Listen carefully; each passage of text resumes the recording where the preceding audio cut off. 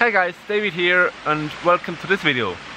Now today we're going to take a look at the EOS M10 mirrorless camera, and I'm going to compare it to the EOS 100D and the EOS 70D.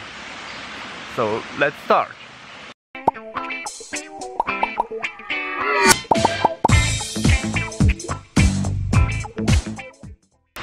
So first of all, I want to talk a bit about why I bought a second camera when I already have a 70D and have access to a 100D.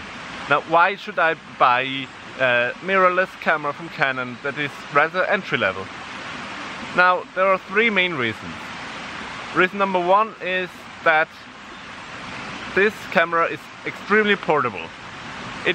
The whole camera weighs and is about the size of just the lens of my 70D. So when I'm traveling or somewhere on the road, it's much easier to take such a small camera with me.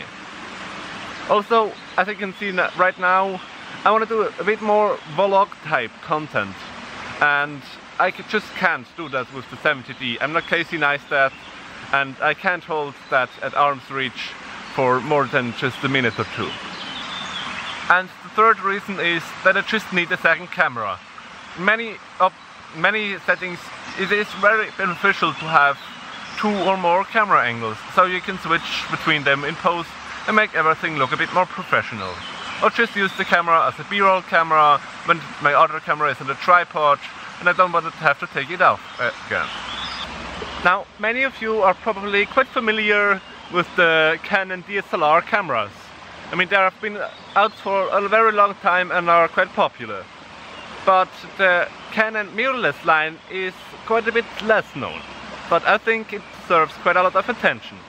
Because, in my opinion, the mirrorless cameras of this day and age, they've gotten so good that I can't really see a reason, if you're not a professional photographer, to go with a DSLR anymore. Now, just to quickly explain what is special about this mirrorless camera.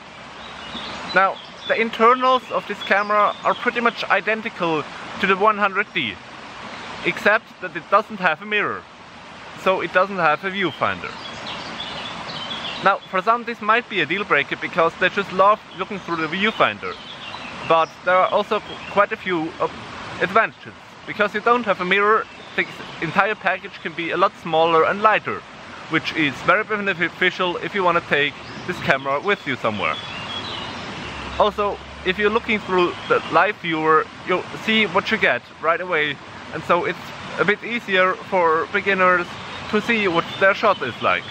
Now, you still can change out the lenses just like with the DSLR. It's just a bit of a different mount because the lens sits nearer to the sensor, which allows the camera to have different lenses which are a lot smaller and lighter. But with a cheap adapter you can use the normal Canon lenses on the EOS M mount as well. So that's also a huge plus if you already own a DSLR from Canon, that you can just use the lenses on this camera as well. To kick off the overview of this camera, I want to talk a bit about the build quality and the usability. Now, this camera is quite small.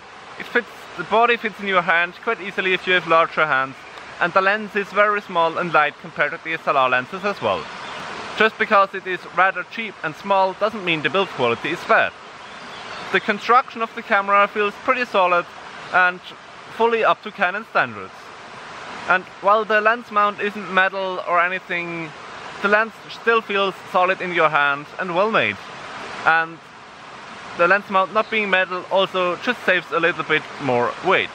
Now, to make the camera even smaller while you're moving around, you can take the lens and make it smaller than with the smallest setting. Now, normally it is about the smallest at 28mm, but the front part still sticks out quite a bit. But you can open a latch and then close the lens back down fully. Now, before you start shooting again, you have to open up the lens, but that shouldn't be a big problem. In turn, this then allows for a much smaller package when you're just traveling around. Now, this camera doesn't have many buttons. That's because it has a really great touchscreen. But the buttons that it does have, they are extremely satisfying to click. On my 70D, most of the buttons are quite mushy, and you don't really know if you have pressed the button or not. On this camera, however, the buttons are extremely clicky and you really know if you press the button, and it's just satisfying to press those buttons. Now, when you're not pressing the buttons but using the touchscreen, the experience is just as good, because the 3-inch touchscreen that is on the back of this camera is really good. The responsiveness of the touchscreen is almost as good as those which we are known from most smartphones these days, and the image quality also is good enough so you don't see any pixels, and you can see if your image is well exposed and if it is sharp. So this screen gets a big thumbs up from me. And a very important bonus feature is for everyone who wants to film themselves, you can flip this screen up, just like I'm using right now. Now, in case you're one of the few people that actually uses the internal flash on their cameras, then you can be glad that there is a flash. It is quite good. It just snaps out with a simple switch, and you can even angle it a bit more upwards to get not quite as harsh shadows and maybe bounce it off the ceiling, which I can't even do on my 70D. But I don't really use the flash very much, but maybe you use it and so it's there if you need it. But not everything about this camera is great. Now, because it is so small, they didn't put a hot shoe on there. And you maybe ask yourself, why do you need a hot shoe? Well, the hot shoe isn't as much a problem, but there also isn't a microphone input. Now, while you can hear the microphone right now and it is okay, it isn't perfect, as no internal microphone is perfect, and I would much rather connect external microphone to it on the hot shoe, connected to the microphone port, but that isn't possible with this camera. You will have to step up to the more expensive Canon mirrorless or DSLR, but those don't have a flip-up screen. Now, one more point where I can give huge praises to this camera is the software. I am a fan of the Canon camera software. In general, the menu system is quite easy to understand and all the functions you need are right there. But the great thing is, although this is a rather entry-level camera and more aimed towards beginners, you can still use all the manual and professional features that you can find on the more expensive DSLR. Now, this is very important for me. I'm filming this video right now in manual exposure mode, and on most cheaper point and shoots you only have automatic video. Also, you have all the different assist modes for the image, like aperture priority or shutter priority, full manual mode, program modes, a lot of scene modes, and you can adjust everything manually if you want it.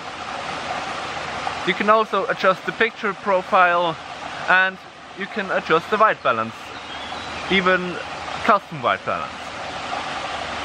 Now, the only thing where the menu and the software isn't quite as good as on my 70D is that the ISO has rather large steps. That's the same like on the 100D, where you just have 100, 200, 400, 800, 1600 and so forth. Whereas on the 70D I have 100, 120, 160, 200, 200 something and so forth. So I can adjust the ISO much more granular, which is helpful in some situations, but it isn't a deal breaker by any means, and you won't find that feature on any cheaper cameras. Now, I've bored you enough with just the specs and the overall build quality. Now let's get to the stuff you are really waiting for, the image quality. And I can just say, this is another winner too. The sensor in this camera is almost the same as the one in the 100D, entry-level mid-range DSLR. And this sensor produces some really stunning images.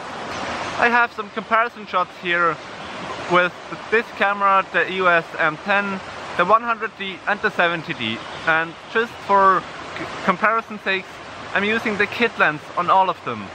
So while I'm using normally aftermarket lens on my 70D, which is about the same price as this entire camera.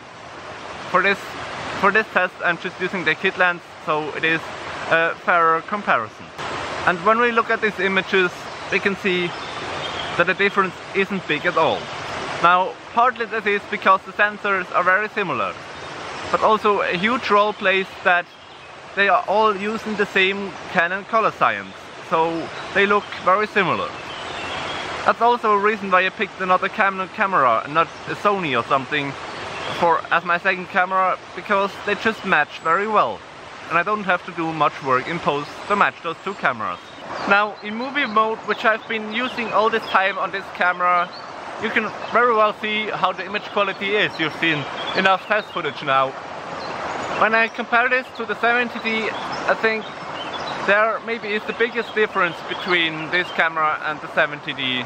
The image on this camera just isn't quite as good as the one on the 70D, but just for like vlog content or other YouTube content, it is very good and you won't have any problems with it. Now, it doesn't shoot 4K or 60 FPS in 1080p, but in my opinion you really don't need those. You don't need 60 FPS if you're not doing like action sports, and 4K, most people don't even have 4K displays. So at the moment you really don't need more than 1080p 30. Now, the main target market for this camera, I think, are on the one side people who want to vlog with this camera like I'm doing right now, or the other demographic that will really love this camera is those who want a bit more than just their general point and shoot camera, but also don't want to carry a DSLR or don't have the money for one either. Also, the 15 to 45mm lens may not be the sharpest in the world and only has an f-stop of 3.5 to 6.3, which isn't really good like the f2.8 aperture on my 70D lens, but for the price it is very good. The setup which I'm using on my 70D in total is about 3 times as expensive as this camera. So the image that this camera delivers is really good for the money.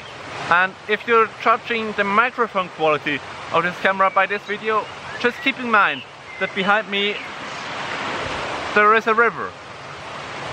So this really is about the worst case scenario.